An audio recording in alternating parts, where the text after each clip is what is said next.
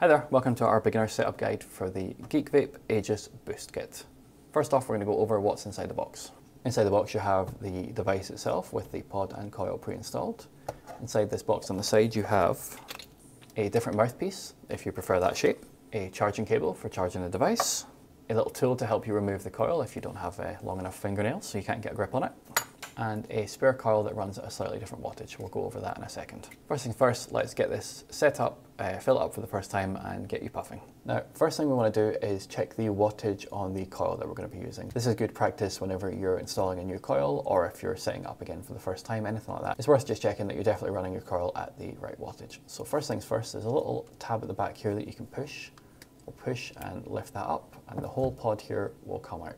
Now you'll actually see at the bottom here, there's a little sort of safety sticker. We can peel that off. It's just warning us to make sure we prime the coil. We'll show you that in a second. And then underneath there, you'll see the coil itself. Now you'll see at the bottom there, it says 25 to 33W. So 25 to 33 watts is the range for this particular coil. So now that we know that, we can put this back together.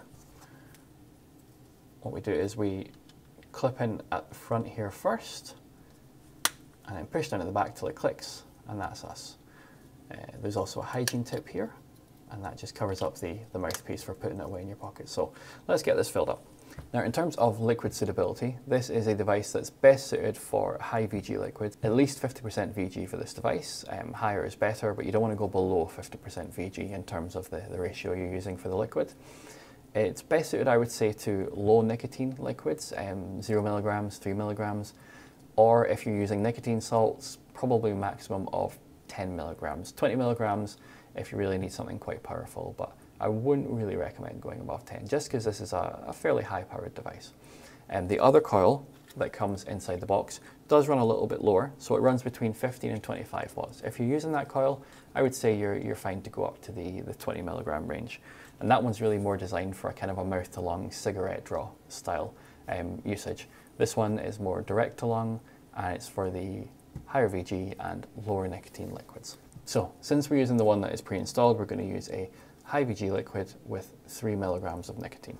So first things first, we're just going to pop off the hygiene cap there so we can get a good grip.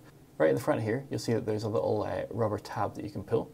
Just get a fingernail under there, open that up, and then that's the fill hole right there. So we just grab our bottle of liquid, insert that carefully, and then fill that up. Now you want to watch through the sides here as you're doing this, just to make sure you don't overfill and make a mess. That's that filled up, and then we're just going to take this rubber bit here and wiggle it back into place, push it down, make sure it's nice and secure in there. Next up, we're going to leave that standing upright for about 10 minutes just to give the liquid time to soak into the coil. So we'll come back in 10 minutes. Right, so that's been about 10 minutes, that should be good to go. So let's adjust our device and get puffing. So the first bit of adjustment you've got is this little dial up at the top here. Now you might not be able to see it, but as I'm rotating this around, it's adjusting the airflow ring inside there. And as that opens and closes, what that does is adjusts how cool and how open the draw feels, or how tight and how warm the draw feels. So I'm going to leave that fully open to start with, just so I can get used to it and see how I like it. But if you wanted, you could close it off a little bit, or almost entirely close it off to get a tighter, sort of more mouth to lung style draw if you're using the other coil, for example. But like I said, just going to open that up all the way. Next up, we're going to actually turn the device on. So what we want to do is click the button 5 times here, 1, 2, 3, 4, 5.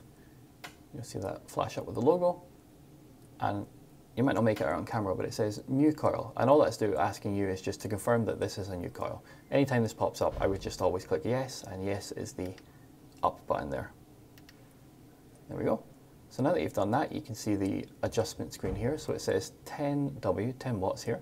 So remember, this coil said it was between 25 and 33 watts. So I'm going to hold the up button here until I get to 25 there. Let's set it at 25, and once we're comfortable, we can turn that up and go at 33, the maximum if we like it, or just kind of find what works. So now that that's set and we've set our airflow the way we want it, you're just going to hold the button, take a draw. Once you're finished, let go of the button.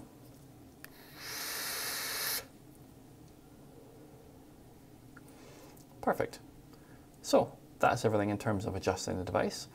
When you're not using the device, you want to lock it. So that would be 1, 2, 3, 4, 5. clicks at the top there, that'll power off the device. That just means if it's put away in a bag or a pocket or something and something pushes up against this button, nothing's going to happen without you knowing it. So that's always a good tip.